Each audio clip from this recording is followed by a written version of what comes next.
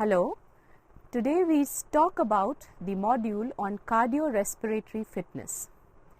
Cardiorespiratory fitness is one of the most important component of any exercise program or ability to be a part of a sport. Cardiorespiratory fitness, as the name suggests, would entail the cardiac system, the respiratory system, and its interplay or relationship with fitness. When we say cardiac system of the body, we are relating to our heart, our blood vessels, our blood supply. When we talk of the respiratory system, we are talking about lungs, the ability of the lungs to take in more oxygen and make it available to the body, and the interplay of the blood supply and the availability of oxygen for the maximal utilization of a substrate is a key factor for the ultimate performance in a workout or in a sport. So, cardiorespiratory fitness essentially deals with our ability to do moderate to intense exercise with repeated activity over a period of time without losing our stamina or without getting tired. Let's try to understand it a little more. Cardiorespiratory fitness, as the name suggests, would entail the cardiac system, the respiratory system, and its interplay or relationship with fitness. So, let's start the cardiorespiratory fitness and understand it a little more. As mentioned earlier, it is an essential component of physical fitness, and health and function of heart, lung and circulatory system is a prerequisite to the cardiorespiratory fitness. It may be defined as the ability to perform repetitive, moderate to high intensity, large muscle movement for a prolonged period of time. And like I mentioned, if we can continue to do the activity without getting tired, without losing our stamina, it clearly indicates that we have a higher level of cardiorespiratory fitness. Cardiorespiratory fitness level measures the strength of the aerobic energy system, because we are wanting to use the energy substrate aerobically, that is in the presence of oxygen. So, what does the cardiorespiratory fitness depend on? It depends on the oxygen delivery system and the oxygen extraction system. Let's understand, it is one thing to deliver oxygen to the body, and it is another thing to maximally utilize that oxygen for substrate availability while working out to the working muscle. How is it determined? It is determined by the maximal oxygen uptake. That is, what is the amount of oxygen which the body can take up at a given time, which is referred to as VO2 max, is something which is a factor which determines our cardiorespiratory fitness. It is expressed as ml per kg per minute. It is measured by the maximal oxygen uptake by a person during exercise, and as the exercise intensity increases, the VO2 max also increases. The maximum volume of oxygen that the body is capable of consuming and converting to energy for working muscles is termed as VO2 max. So, the point which we are emphasizing is that we have to equip our body to maximally get oxygen and also equip our body to use this oxygen to make the energy available to working muscles. The studies have shown an inverse relationship between VO2 max values and risk of cardiovascular disease and all-cause mortality. So, we know for sure that our VO2 max is determined by a number of factors, and if our fitness levels go down, if we suffer from a disease, or if we have any other parameter which interferes with our circulatory and respiratory system, our VO2 max values are going to dip down, and which means that our stamina to perform will go down. As I mentioned that VO2 max can be measured in a laboratory, and it is the difference between the amount of oxygen inspired by a person and the amount of oxygen expired. It is measured using a respirometer, and this measurement is done in a laboratory making use of a treadmill.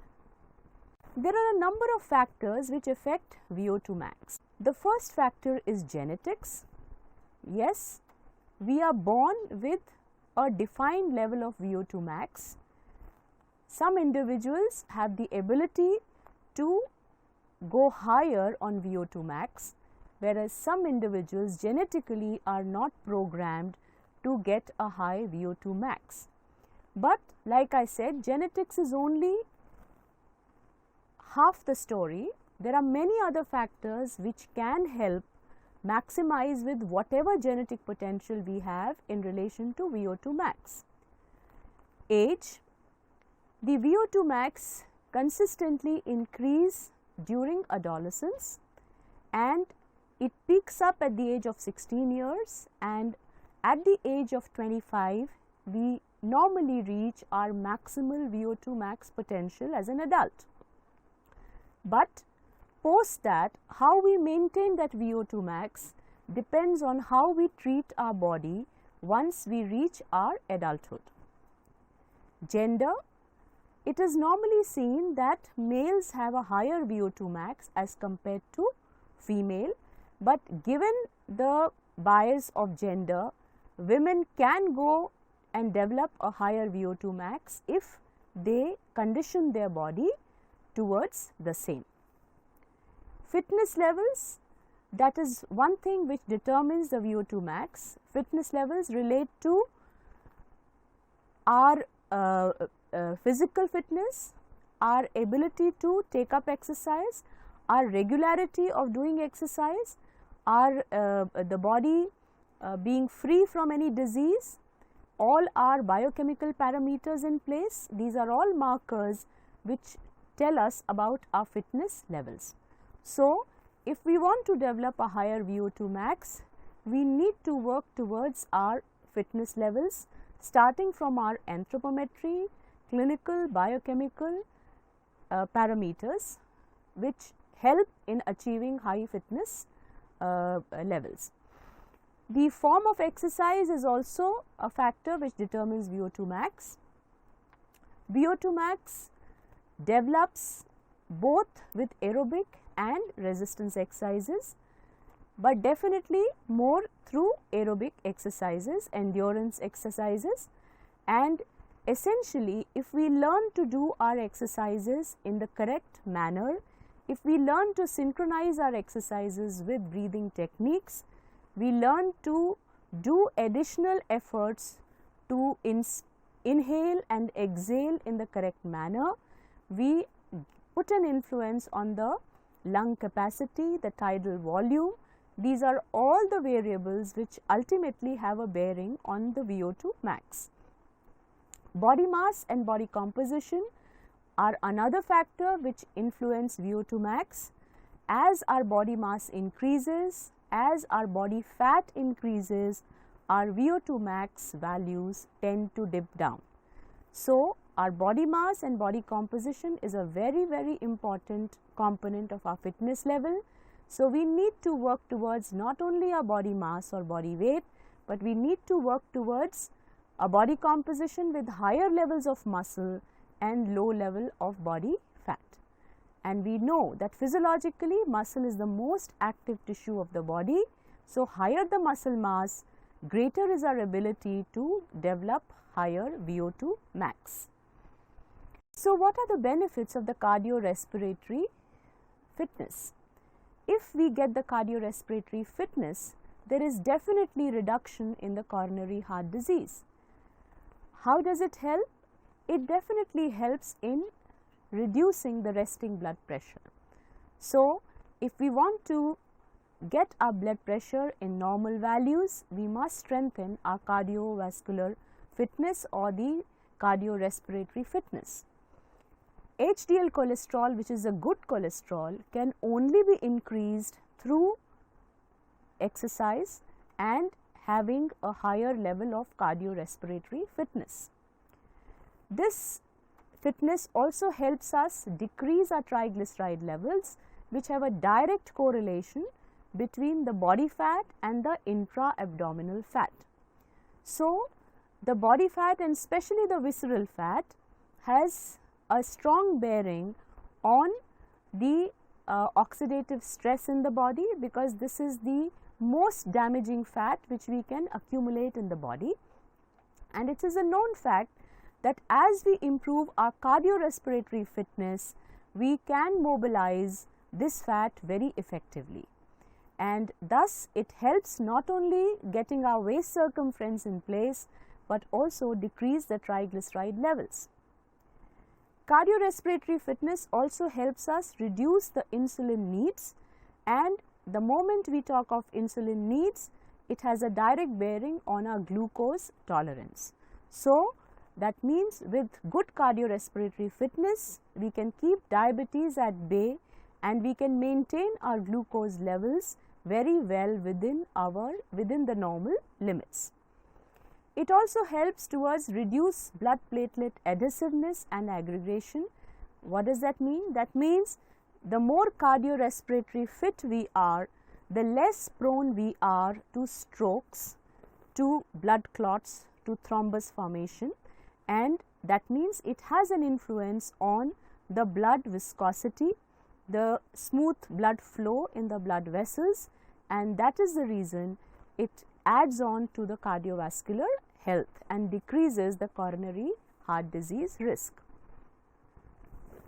If we look at just the cardiovascular and respiratory function, cardiorespiratory fitness helps in increasing the stroke volume. As we learnt earlier, stroke volume is the amount of blood which is pumped by the heart in each beat, each contraction.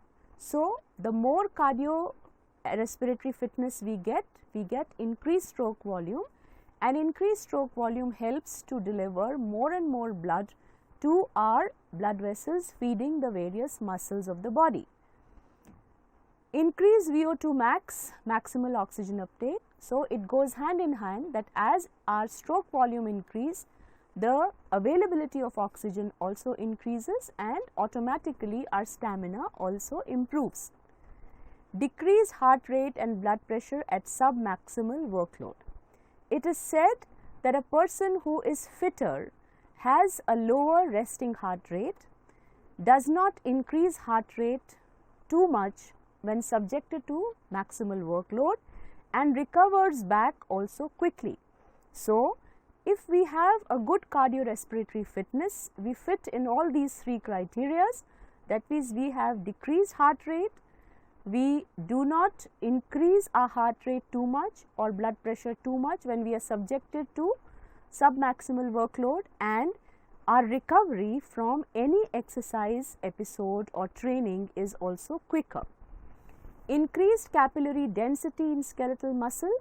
The more we work towards our cardiorespiratory fitness, the capillary network within the muscle tends to increase, and remember, the higher the capillary density of the skeletal muscle, the more is the availability of the blood and the more is the availability of the oxygen. Increased anaerobic threshold.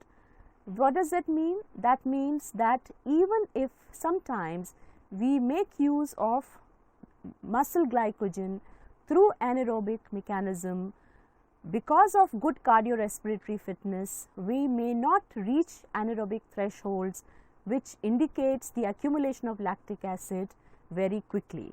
So, in other words, with good cardiorespiratory fitness, we do not allow the fatigue to set in quickly. Increase stamina, endurance and energy, and that is precisely what is mentioned earlier, that by achieving good cardiorespiratory fitness, we have increased stamina, we can endure for a longer time, and we have more energy available throughout the workout. What are the other benefits? The other benefits are the same as what we accrue with any physical activity, but a physical activity with good cardiorespiratory fitness helps in decreasing anxiety and depression because of the release of endorphins. You have an enhanced feelings of well-being. You get an enhanced performance of work and sport activities. You have enhanced function and independent living in elderly. You get improved sleep, your immunity improves, there is an increase in the quality of life and decrease morbidity and mortality. What is the effect of training on cardiorespiratory fitness? Let's look at cardiac output and stroke volume first. The immediate response of training to cardiac output and stroke volume is that it increases linearly with exercise intensity. The cardiac output and heart rate increase over the entire range of work, whereas stroke volume only increases up to approximately 40 to 60% of the VO2 max. Over a period of training, when a body tries to adapt, what happens? The cardiac output remains unchanged, but what changes is the stroke volume. That means there is an increase in the stroke volume. So, what the benefit which we accrue is, it's not only that there is an increase in the cardiac output, it tends to stabilize with continuous and sustained training, and the training gets the benefit of with the sustained cardiac output increasing the stroke volume. That means with each contraction of the heart, more and more blood is pumped out, which means better availability of blood to the muscle. What happens to the blood flow? The blood flow immediate response, as we mentioned earlier, the increased blood flow happens to the muscle which is working to the tune of 80%. The blood pressure immediate responses, mean arterial blood pressure may increase, systolic blood pressure increases linearly with increasing rates of work, reaching peak values of between 200 to 240 millimeter of mercury in normotensive persons. But when we train over a period of time, there is adaptation. That means the blood pressure at rest and during submaximal exercise and peak blood pressure shows a slight decline, and as a result of endurance training with the in normotensive individuals. So, what is the message which we are getting out of this? That a well planned training consistently done over a period of time sets the body in an adaptation mode, wherein in spite of submaximal exercise, our blood pressure does not peak up, and at rest the blood pressure tends to go lower. Let us look at the respiratory response. The immediate response to respiratory factor because of the cardiorespiratory fitness and training is that pulmonary ventilation increases. At higher intensities, the respiratory rate also increases. The adaptation mode clearly indicates that there is increase in the maximal rate of pulmonary ventilation. Pulmonary ventilation essentially means the intake of oxygen, the oxygen utilization and the exhalation of carbon dioxide. So, there is a maximal rate of pulmonary ventilation, which is a kind of adaptation which happens at the level of lungs. There is increase in pulmonary diffusion at maximal rates of work. Again, diffusion pertains to the gaseous exchange at the cellular level. There is decreased VO2 max at rest and submaximal exercise. So, that clearly indicates that the individual on training adapts to become fitter, and there is increased AV oxygen difference, that is arteriovenous oxygen difference, which clearly indicates that the body is going towards a level of higher cardiorespiratory fitness. When we look at the resistance training, similar responses as endurance training, which was mentioned earlier. There is decrease in the resting blood pressure, which is greater and higher, better enhanced as compared to endurance training. Now, how do we develop cardiorespiratory fitness? Again, more through an aerobic exercise program. The aerobic exercise program should be designed using the FIT theory. What is FIT theory? It talks about the frequency of exercise, it talks about the intensity of exercise, it talks about the time or duration of exercise and the type of activity.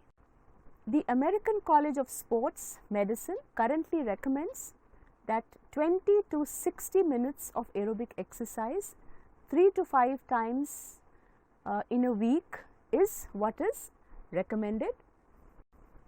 The most important aspect of an exercise is determining the intensity of exercise.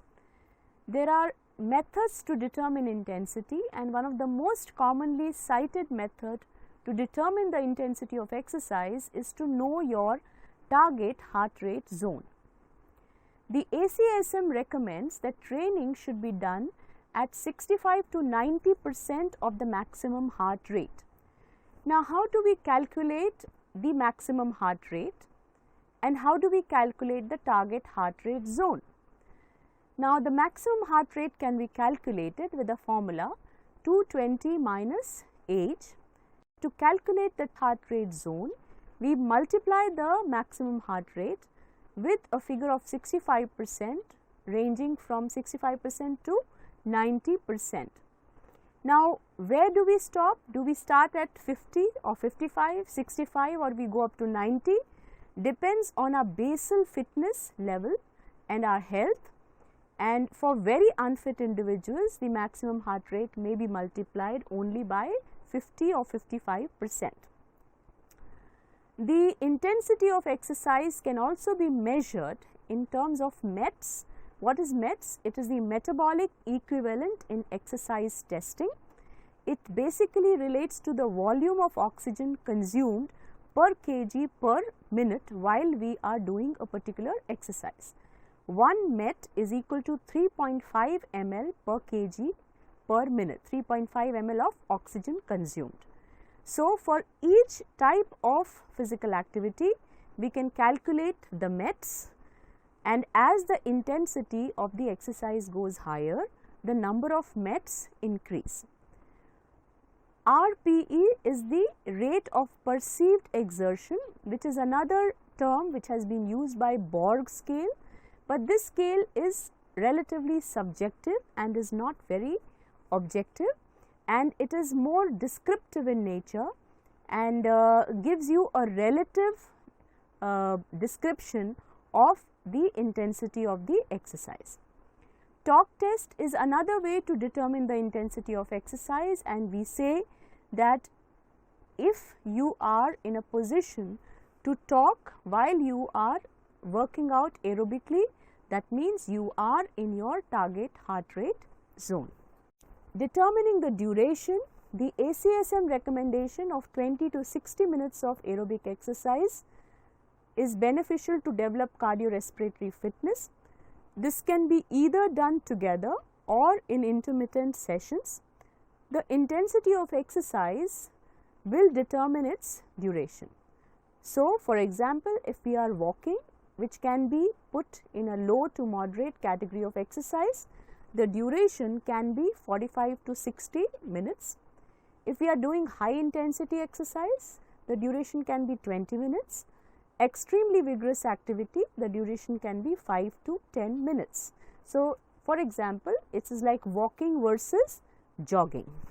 So, what are the type of activities which can be performed aerobically for cardiorespiratory fitness? As I said, it could be brisk walking, it could be jogging, it could be cycling, swimming, aerobic dancing, and each of these activity can be done at a varied level of intensity, and thus the durations can vary. So, what are we seeing in this diagram? We are looking at our resting heart rate. We are looking at a curve which begins from the resting heart rate, moves upwards to the target heart rate zone, which, as we can see the two bars, the orange and the purple bar. The orange bar indicates the 65% training intensity. The purple bar indicates 90% of the training intensity. So, when we begin with the 5 to 10 minutes warm up. we gradually increase the intensity so that we reach our target heart rate zone as per our age and level of fitness, and we endure, we keep ourselves within the target heart rate or the target heart rate zone for minimum 20 to 60 minutes. And like I mentioned, depending on the intensity of exercise, the duration can be determined. This should be followed by a cool down for 5 to 10 minutes, which should be essentially stretching exercises. The significance of warm up is to improve the blood circulation throughout the body so that there are no injuries while you are working out. So, and the body is taken gradually to the target heart rate zone. The significance of cool down is that whatever end products are formed in the muscles through these stretching exercises can be released so that you are fresh to work out the next day. The aerobic exercise should progress in stages. It has to start with initial conditioning, followed by the improvement conditioning, and then the maintenance conditioning stage. This is just a table to showcase how one can plan the progression of aerobic exercise. As you can see, the initial conditioning can range from 1 to 4 weeks. The exercise frequency can range from 3 to 4 times in a week. The exercise intensity, that is the percentage of maximum heart rate, can range from 40 to 60%. We may begin at 40 to 50, we may sustain 40 to 50 for the first 2 weeks and then gradually increase it to 50 to 60%. The duration also, as you can see, it can begin from 15 to 20 minutes in the first week, then we can go up to 20 to 25 minutes in the second and third week, and then in the fourth week 25 to 30 minutes. So, that is the initial conditioning. Then in the improvement stage we go one step further, and it could be 5th to 7th week that we increase the exercise intensity to 60 to 70% and take the duration of the exercise also to 30 to 35 minutes. We sustain this for the 8th and 10th week. Then in the 11th and 13th week, we gradually increase the percentage of the maximum heart rate to 65 to 75 and take the duration to 30 to 35 minutes. In 14 to 16 weeks, we increase the frequency, we maintain the same intensity, but we slightly increase the duration of exercise. Again in 17 to 20 week, we keep the frequency 4 to 5, we increase the intensity to 70 to 85 and take the duration 35 to 40 minutes, and in 21st to 24 week, maintain the frequency at 4 to 5, take the intensity to 70 to 85 and increase the duration by 5 minutes, that is 35 to 45 minutes. So, gradually, as you can see, that we step up the frequency, we step up the intensity and we step up the duration. And then comes a maintenance stage, 24 plus week, wherein we maintain our exercise frequency 3 to 5 times in a week, keep the intensity ranging from 70 to 85% of our maximum heart rate and keep the duration ranging from 30 to 40 minutes. So, finally, how do we test our cardiorespiratory fitness? The gold standard to test the cardiorespiratory fitness is the VO2 max, which has to be done in a laboratory setup. It can be measured very accurately, and normally it is done for athletes and sportsperson, and they can work towards this parameter to improve their performance. We can do something like distance run within a particular time. This can be done with school going children, wherein we can time them for the distance run and their cardiorespiratory fitness can be ascertained. We can have shuttle runs, which may be a short distance, stipulated distance, a particular number of rounds within a period of time, a treadmill test to ascertain the cardiorespiratory fitness with increasing gradient speed and then measuring the heart rate and pulse and the recovery. And similarly, a cycle ergometer can also be used to test the cardiorespiratory fitness. So today we learned about cardiorespiratory fitness. Do we realize how important it is to be fit at the level of our cardiovascular system and our respiratory system? We learned what are the important concepts in cardiorespiratory fitness. The most important concept being the concept of VO2 max. What are the factors which determine VO2 max? How is it that we can measure VO2 max? How does it apply when it comes to different category of sports person? How is it that we can plan a program to develop our cardiorespiratory fitness? How should we go about planning our cardiorespiratory fitness schedule? Where should we begin? How do we move further, and how do we maintain, and what exactly is the protocol to be followed, and how is it possible that each one of us can measure our cardiorespiratory fitness through simple test, not an elaborate VO2 max test in a laboratory, but simple tests like distance run, shuttle run. We can conduct these kind of tests to know our fitness levels, and we must work towards improving our cardiorespiratory fitness day by day, because it has immense benefits for our body.